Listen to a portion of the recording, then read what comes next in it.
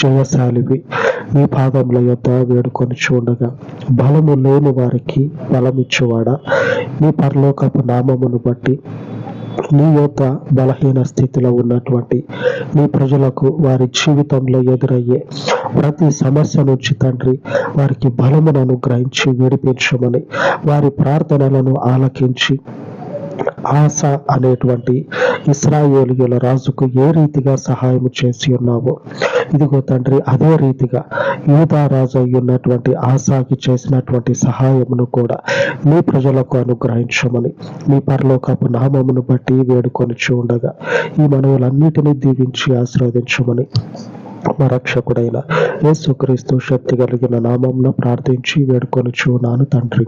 ఆమేన్, ఆమేన్. మన పరిశుద్ధుడైన దేవుని కృప నిత్యము మనకు తోడై ఉండును గాక. ఆమేన్, ఆమేన్.